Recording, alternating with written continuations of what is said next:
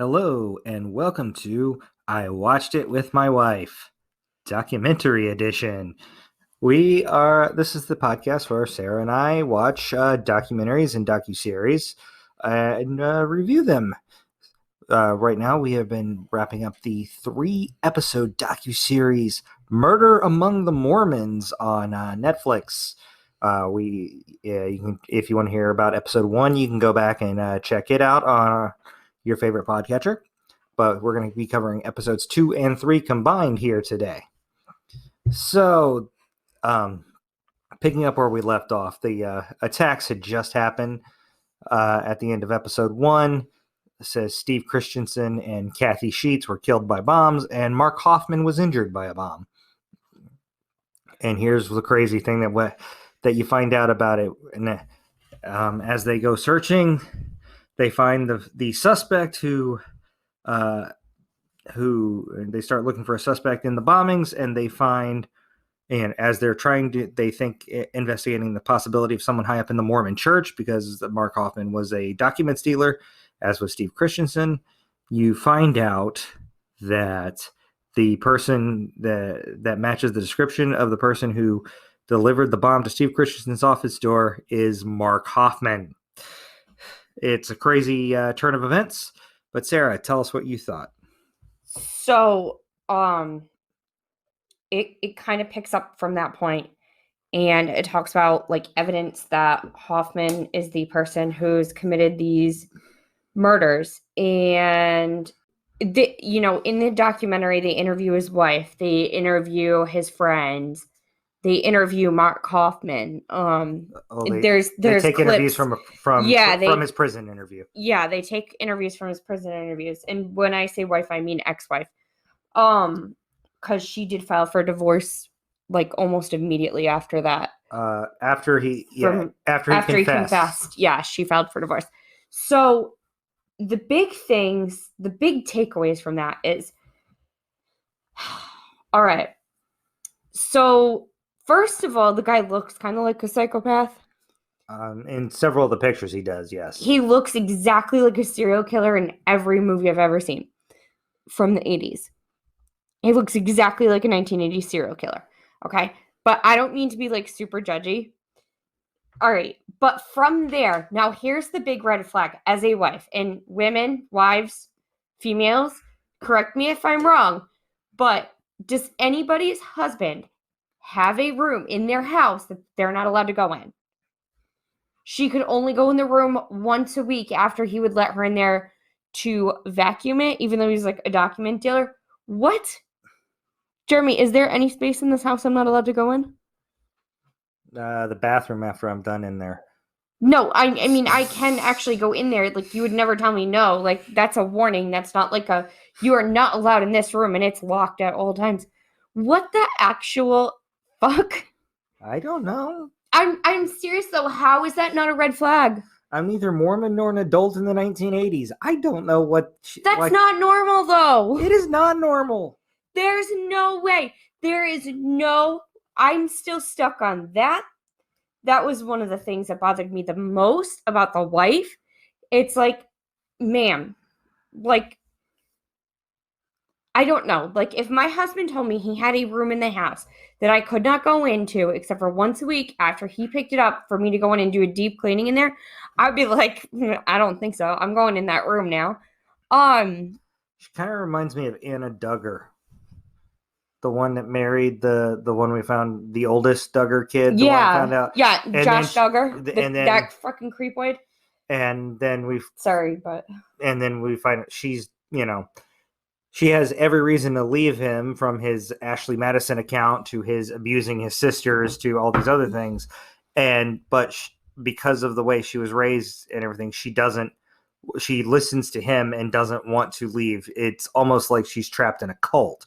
And I kind of feel, not saying that Mormonism is a cult, but there are cults within all sorts of religions, and maybe she was so deeply involved in that she listened to every word he said without questioning it, like cult members do.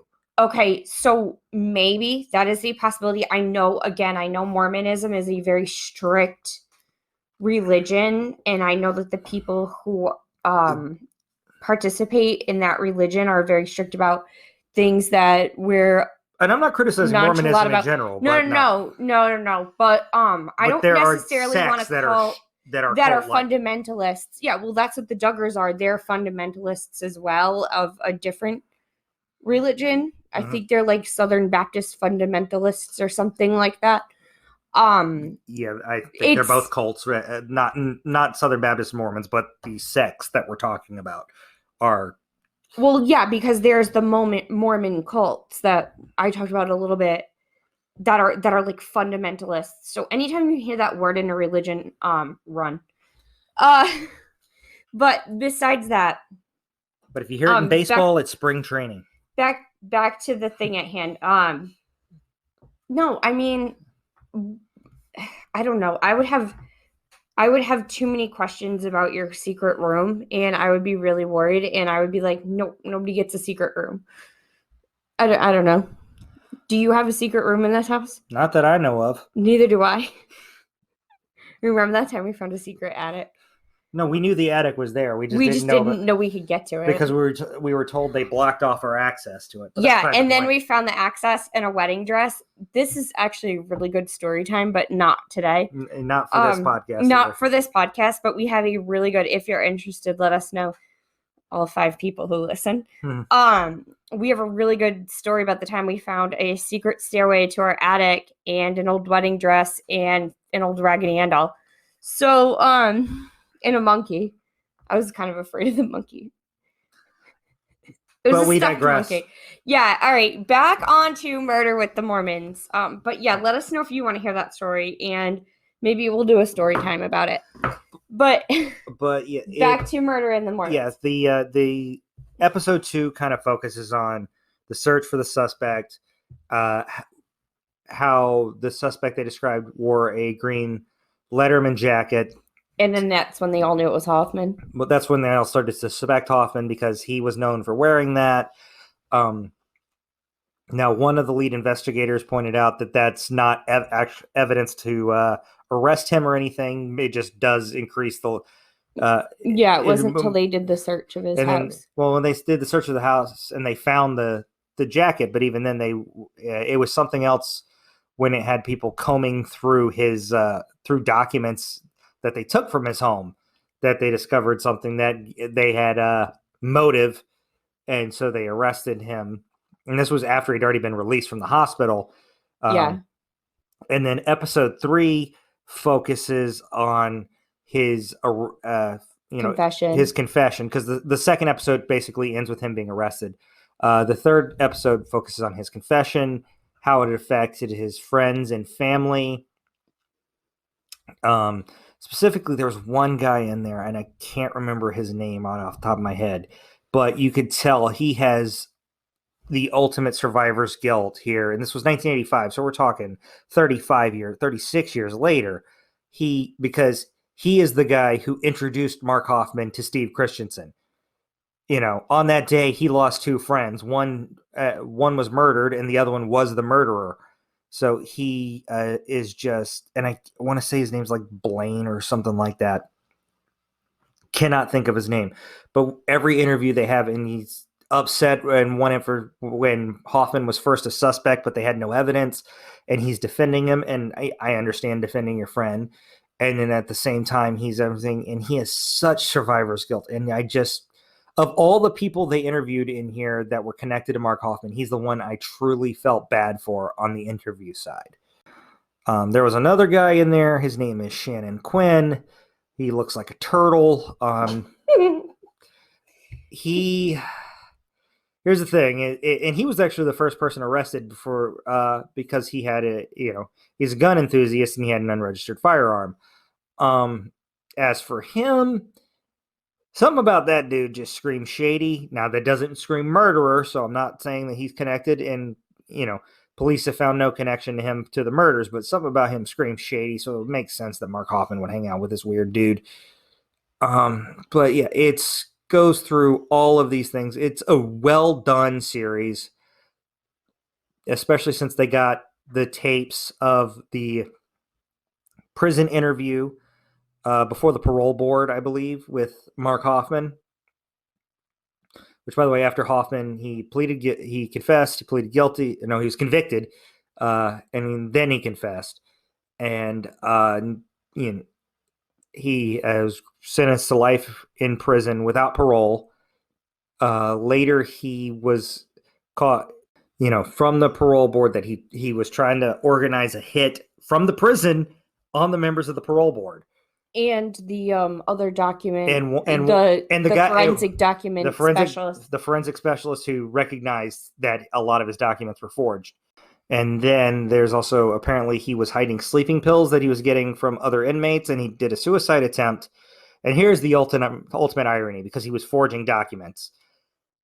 The ultimate irony is, when he attempted suicide, he fell asleep on his arm, and it cut off circulation to his right arm. Which is great. He survived the suicide attempt, but he no longer has use of his right arm, and he's right-handed. That was how he forged things. He can no longer forge things. That is great, that he can no longer forge things. It's great that he's in prison, since he's a murderer. Yeah, no, he definitely belongs there too. He's kind of yeah. And he's even said, like, throughout the documentary, like, or through the interview, like, I don't necessarily feel bad for the people who are dead. I don't, and just like all kinds of I don't know, crazy things, like how he's been finding things and stealing things or basically forging things his whole life. He loved the attention. There was just a lot of that. There was a lot of, like, when he was making the bombs, like, he was like, well, I knew after I made it who I was going to give it to. And he even didn't necessarily plan his first suicide attempt with the bombing in the car. He was thinking about trying to kill one of his buddies.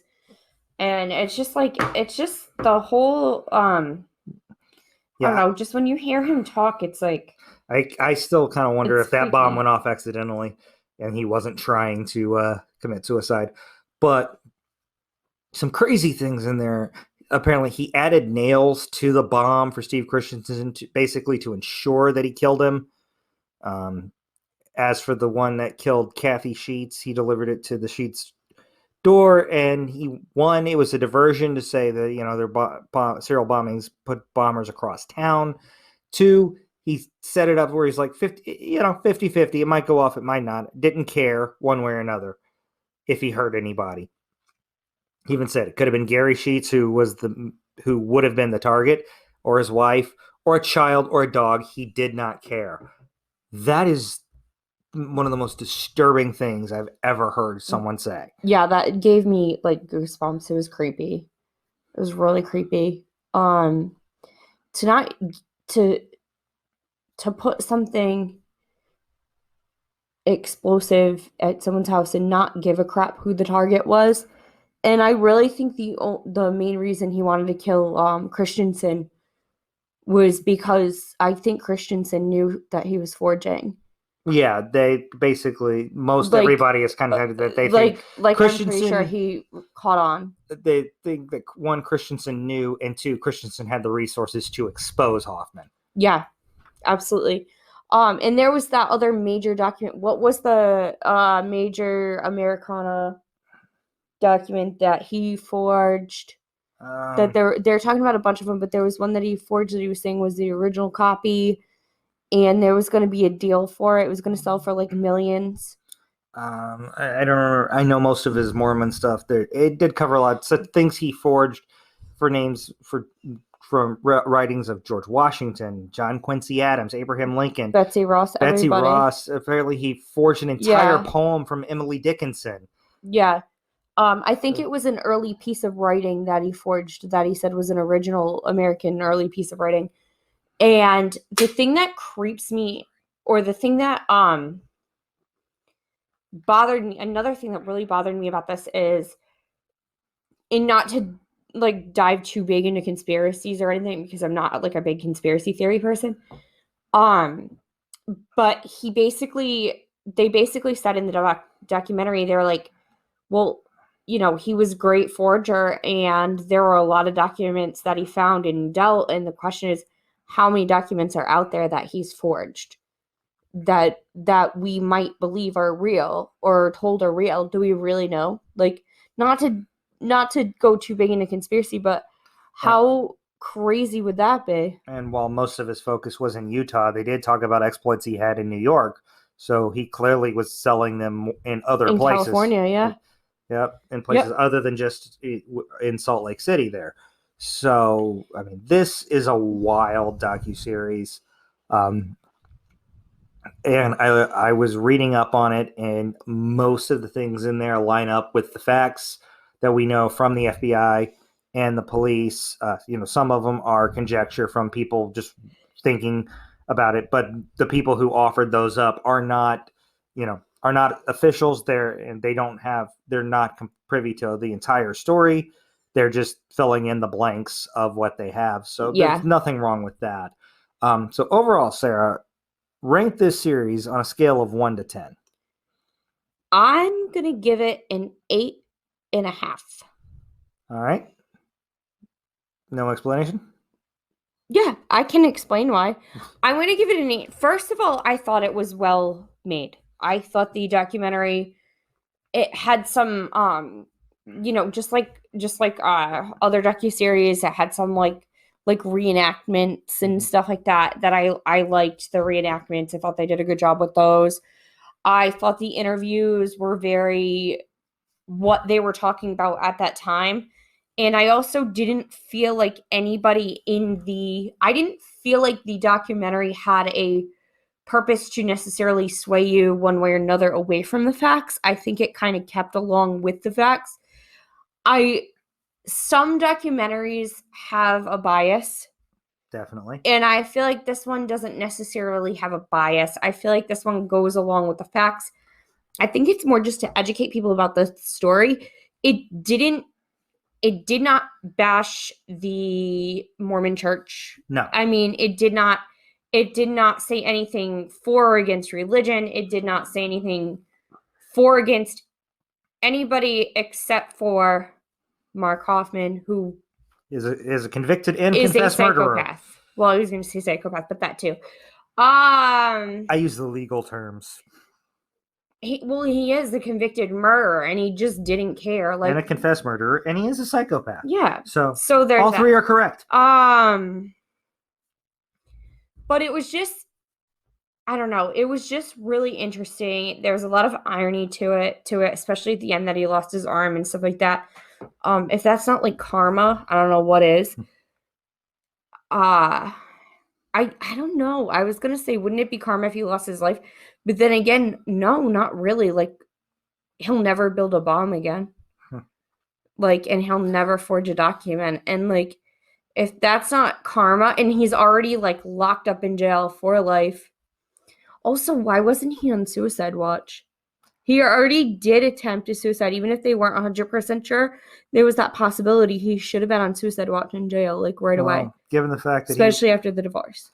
Given the fact that he wasn't going to be unveiling anything new, why would they care? They'd probably want him to kill himself, wouldn't they?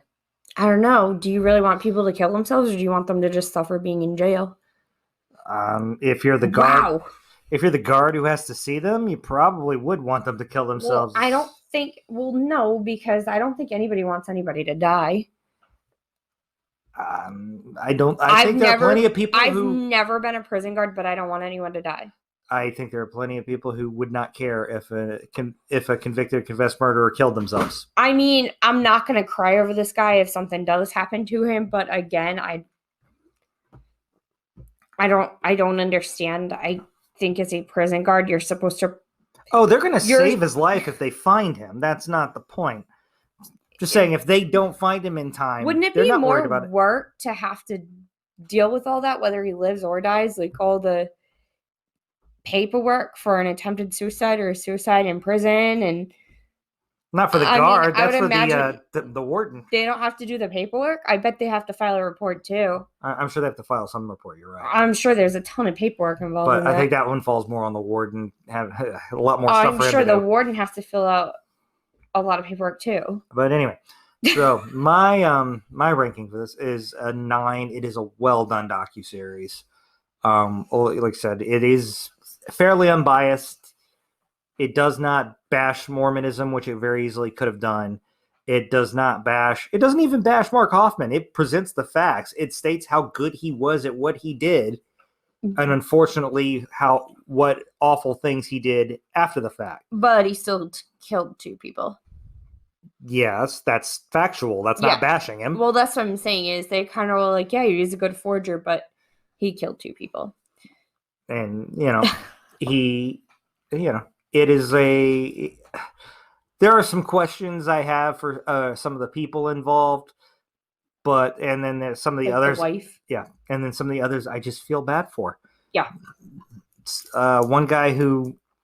one of the most impressive things, one of the guys that was involved in the document dealings, he was bankrupted because of this. And he's like, Mark Hoffman destroyed you financially, but you cannot let him destroy other facets of your life. And so he called up Mark Hoffman's father and said, tell Mark I forgive him. And he said, and went on with his life, and he's happy now. And I'm glad that he's happy. I don't know if I could sit here and somebody who destroyed me the way Mark Hoffman destroyed him could do that.